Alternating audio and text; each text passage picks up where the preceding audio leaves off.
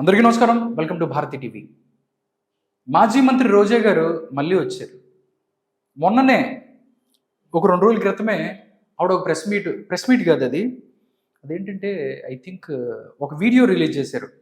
నాకు తెలిసి ఆంధ్రప్రదేశ్లో ఉందా, లేకపోతే చెన్నైలో ఉందా, లేకపోతే విదేశాల్లో ఫారిన్ ట్రిప్స్లో ఉందా అనేది మనకు తెలియదు. కానీ నీట్గా మేకప్ వేసుకొని, బొట్టు బిళ్ళ పెట్టుకొని, కొంచెం హెయిర్ ఇలా చూసుకొని నీట్గా ఒక వీడియో చేసి పెట్టింది. దానికి సంబంధించి సోషల్ మీడియాలో ప్రతి ఒక్కళ్ళు కూడా అసహించుకున్నారు. ఏంటి తిట్టిన పరిస్థితి. ఎందుకంటే గత 5 సంవత్సరాల్లో ఆమె ఏం చేసింది ఏంటి అనేది కూడా ప్రజలందరికీ తెలుసు. పర్యాటక శాఖ మంత్రిగా ఆవిడ ఎన్ని దారుణాలు చేశారు. దాంతోపాటు రిషికొండ ప్యాలెస్కి సంబంధించి ముందు ఎవరైనా బొక్కలో వేయాలి అంటే ఫస్ట్ పోయేది ఎవరో తెలుసా? రోజా.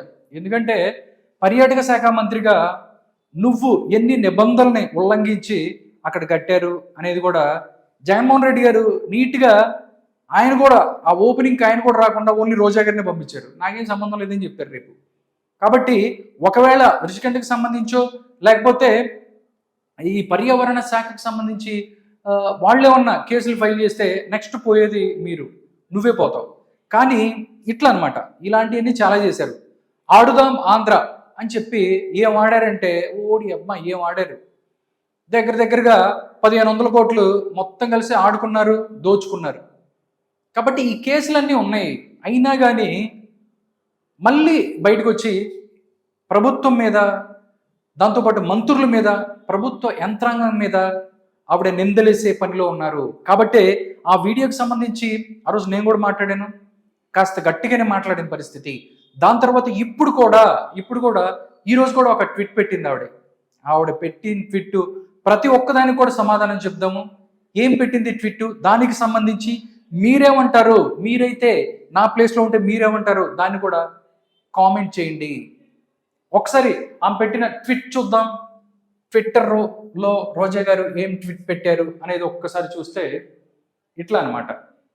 అసలు నిజంగా విజయవాడ ప్రజల అక్కడ పడుతున్న కష్టాలను చూస్తే నా గుండె తరుక్కుపోతుంది అని చెప్పి ఆవిడ మాట్లాడారు. నిజంగా ఇలా ఎవరైతే మంత్రులు ఉన్నారో వాళ్ళందరూ విదేశాలు వెళ్ళిపోయారు, ఏం చేయాలి, ఎక్కడికి వెళ్ళిపోయారు అని చెప్పారు. డిప్యూటీ సీఎం పవన్ కళ్యాణ్ గారు కనిపించట్లేదని చెప్పి చాలా బాధపడ్డారు. ఏమో మొత్తం ఎవరు కనిపించకపోయినా ఎవరు కనిపించినా పవన్ కళ్యాణ్ మీద పడి ఆడవటం మాత్రం కామన్. రోజా గారు డిప్యూటీ సీఎం కనిపించట్లేదు, ఎక్కడికి వెళ్ళాడు, డిప్యూటీ సీఎం కనిపించట్లేదు, ఎక్కడికి వెళ్ళాడు. మరీ అంత ప్రేమ ఎంతో తెలుసు డిప్యూటీ సీఎం మీద, నాకు అర్థం కాదు. ఎవరికి కనిపించట్లేదు, ఎప్పుడు ఆయన మీద పడి ఏడుస్తూ ఉంటారు. దానికి సంబంధించి అందరు కూడా చాలా క్లారిటీగా దానికి సంబంధించి అందరు మాట్లాడారు. ఈరోజు ఒక ట్వీట్ పెట్టింది. ఆ ట్వీట్ ఏంటో చూద్దాము. ఇది ప్రపంచంలోనే వెరైటీ ట్వీట్లు. జగనన్న తీసుకొచ్చిన రేషన్ వాహనాలు, జగనన్న తీసుకొచ్చిన నెక్స్ట్ ఏంటిది రేషన్ వాహనాలు, జగనన్న తీసుకొచ్చిన సచివాలయ వ్యవస్థ, జగనన్న నియమించిన వాలంటీర్ వ్యవస్థ, జగనన్న కట్టించిన రిటైనింగ్ వాలు, జగనన్న హయాంలో కొన్న 108, 104 వాహనాలు, జగనన్న నియమించిన సచివాలయ ఉద్యోగులు, జగనన్న తీసుకొచ్చిన క్లీన్ ఆంధ్ర వాహనాలు, జగనన్న తీసుకొచ్చిన వైఎస్ఆర్ హెల్త్ సెంటర్లు ఈరోజు వరద కష్టాల నుంచి విజయవాడ ప్రజల్ని గట్టెక్కిస్తున్నాయి అని చెప్పి వైఎస్ జగన్మోహన్ రెడ్డి, వైఎస్ఆర్ కాంగ్రెస్ పార్టీ ఇట్లాగా thank you Jagananna, YS mark governance అని చెప్పి ఒక పెద్ద ట్వీట్ పెట్టింది. అసలు ఎవరు డబ్బులతో కొన్నారు? జగన్న పులివెందుల్లో ఏంటి ఇడుపులపాయ అమ్మి 108 వాహనాలు కొన్నారా? ఇడుపులపాయ అమ్మేసి 104 వాహనాలు కొన్నారా? సమాధానం చెప్పాలి. అంటే మీరు తీసుకొచ్చిన గవర్నమెంట్కి సంబంధించి ఏదన్నా ఒకటి ఉంటే దాన్ని ఎలా వాడుకోవాలో తెలిసి ఉండాలి. అదే నాయకుడి లక్షణం. మీలాగా ప్రజావేదికను తీసుకొస్తే ప్రజావేదికను కూల్చేసి, ప్రజావేదిక చంద్రబాబు నాయుడు గారు కట్టించారు కాబట్టి దీన్ని కూల్చేయాలి అని చెప్పి చంద్రబాబు నాయుడు గారు అనుకోరు. ఎందుకంటే అది ప్రజల డబ్బు కాబట్టి, మీ సొంత డబ్బు కాదు కాబట్టి. ప్రజావేదిక ఆ రోజు మీరు కూల్చేశారు. ప్రజావేదిక కూలకుండా ఏదన్నా ఒక లైబ్రరీకి పెట్టుకోండి, లేకపోతే ఇంకోటి ఏదన్నా పెట్టుకోండి. కానీ ప్రజావేదికను కూల్చటంలో మొదలైన మీ బతుకులు కూలిపోయాయి. బట్ 24 సంబంధించి మిమ్మల్ని ఏ రకంగా కొట్టారో ఇవన్నీ కూడా మీ తప్పులు. మొత్తం కూడా మీరు తీసుకొచ్చినాయి. ఎక్కడి నుంచి తీసుకొచ్చా ఫస్ట్ నుంచి వద్దాం. జగనన్న తీసుకొచ్చిన రేషన్ వాహనాలు ఎవరు మీ డబ్బుతో కొన్నారా? లేకపోతే మీరు ఏదన్నా జబర్దస్త్లోంచి వచ్చిన డబ్బులతో కొన్నారా రోజా గారు?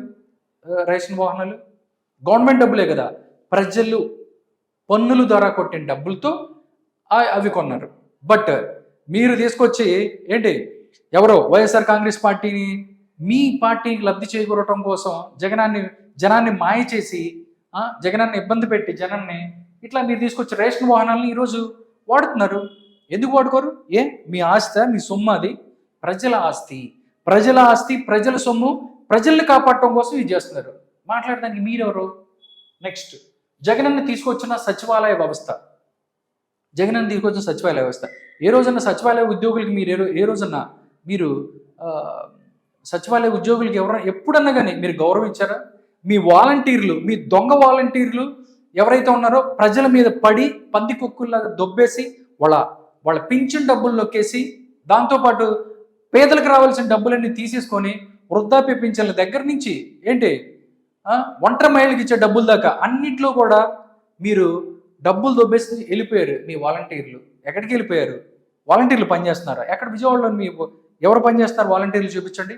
ప్రభుత్వ ఉద్యోగులు పనిచేస్తున్నారు, ప్రభుత్వానికి సంబంధించిన వాళ్ళు అందరూ పనిచేస్తున్నారు. మీ వాలంటీర్లు ఎక్కడ కనపడతలా? మీ నాయకులు కనిపించట్లేదు, మీ ముఖ్యమంత్రి గారు, మీ మాజీ ముఖ్యమంత్రి గారు కనిపించట్లేదు. జగన్మోహన్ రెడ్డి గారు కనిపించరు. మీ ప్రజాప్రతినిధులు అనుకునే మేము 39%, 38% వచ్చింది మాకు ఇలాగా పర్సంటేజ్ అని చెప్పి చెప్పుకున్న ప్రజాప్రతినిధులు కనిపించలేదు. మీ కార్పొరేటర్లు ఎవరు కనిపించలేదు. మీరు మాత్రం జగనన్న తీసుకొచ్చిన సచివాలయ వ్యవస్థ జగనన్న తీసుకొచ్చాడా? ఎప్పటి నుంచో ఉన్నాయి, నేను పుట్టక ముందు నుంచి ఉన్నాయి. ఇంకా నయం బొడ్డు కోసి పేరు పెట్టాడు మా జగనన్న అంటూ మొత్తం ఈయనే తీసుకొచ్చాడా? మొత్తం అన్ని ఈ ప్రపంచాన్ని జగనన్నే సృష్టించాడు, ఈ విశ్వానికి మొత్తం దేవుడు జగన్నాటక సూత్రధారి అని చెప్పి మొత్తం మీరే చెప్పేట్టున్నారు. ఇంకేదన్నాడంట, నేను లేకపోతే నీకు పెళ్ళి ఎలా ఏదన్నాడంట ఎవడో. నెక్స్ట్ జగనన్న నియమించిన వాలంటీర్ వ్యవస్థ. ఎక్కడ కనిపించారు చెప్పండి వాలంటీర్లు? విజయవాడలో ఎవడన్నా కనిపించాడా? జగనన్న కట్టించిన రిటైనింగ్ వాల్, దీనికి సంబంధించి మొన్నే చెప్పాను నేను. జగనన్న కట్టించిన రిటైనింగ్ వాల్, జగనన్న కట్టించిన హైదరాబాద్ నగరం, జగనన్న కట్టించిన విజయవాడ, వీటి గురించి కాదు, జగనన్న కూల్చిన ప్రజావేదిక, ఇలాంటి కూల్చడం గురించి చెప్తే అన్ని మీకు వర్తిస్తుంది. నిర్మించడమో లేకపోతే ఏదైనా చేయటమో మీకు లేదు.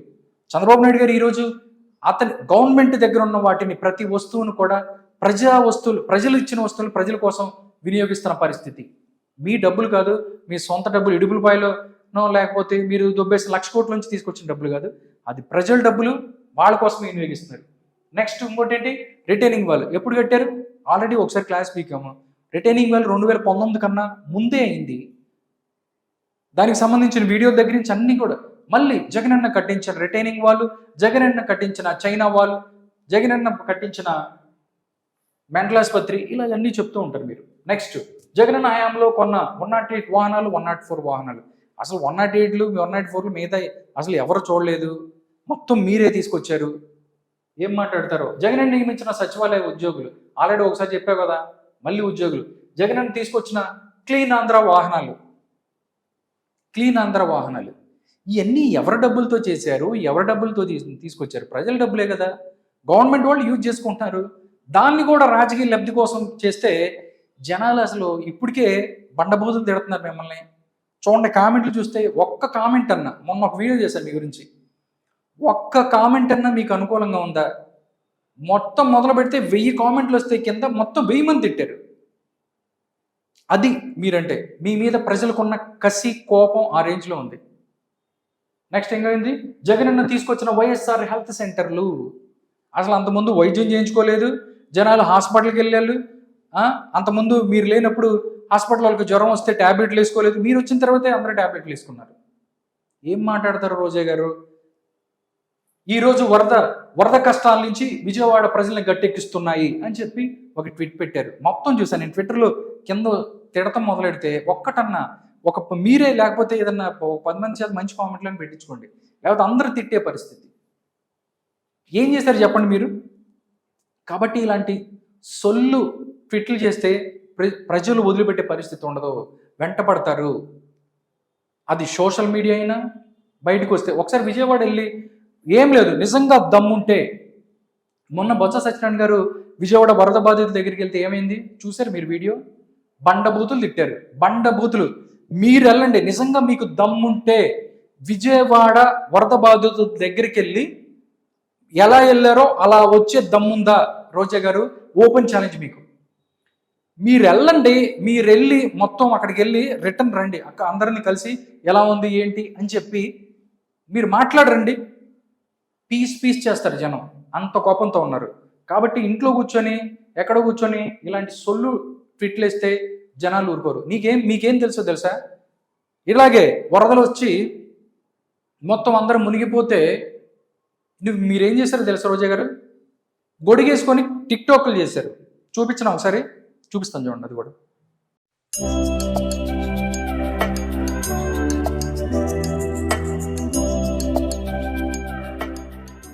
కనకప్పు సింహాసనం మీద సునకాన్ని కూర్చోబెట్టిన అని చెప్పి చిన్నప్పుడు ఎక్కడో చదువుకున్నాం. మిమ్మల్ని ఏంటి టిక్టాక్లు జబర్దస్తులు చేసుకునే వాళ్ళని, ప్రజాప్రతినిధుల్ని, మినిస్టర్ని చేస్తే ఇలాగే టిక్టాక్ చేస్తారు.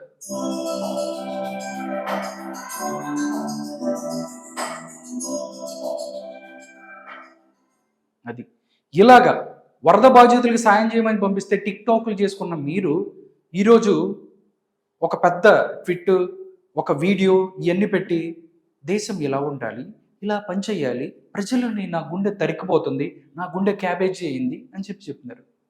ప్రజలు ఇలాంటి దొంగ మాటలు, కలబొలి మాటలు నమ్మే పరిస్థితి లేదు. ఇంకా మీ దొంగ నాటకాలు కట్టి పెట్టండి.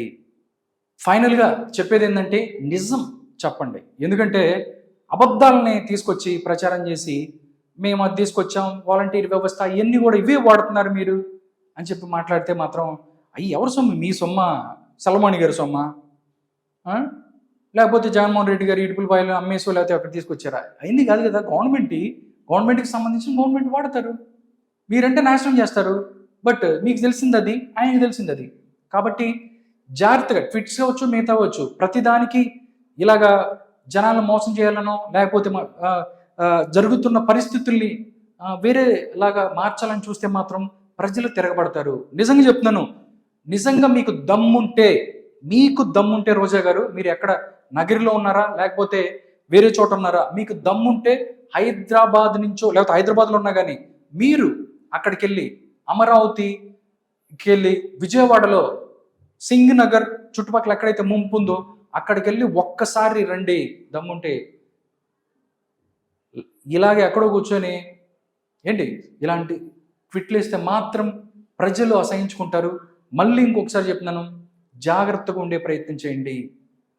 మీరు ఏదన్నా విమర్శిస్తే కరెక్ట్గా దానికి సంబంధించి ప్రశ్నించండి, అలా ఉండాలి. కానీ ప్రతిదాన్ని రాజకీయ కోణంలో చూస్తే మాత్రం నిజంగా ప్రజలు తెలివి మీరిపోయారు. మీరు చేసింది ఇంక మీరేం చెప్పినా నమ్మే పరిస్థితిలో వాళ్ళు లేరు. కాబట్టి జాగ్రత్తగా ఉంటే మంచిది.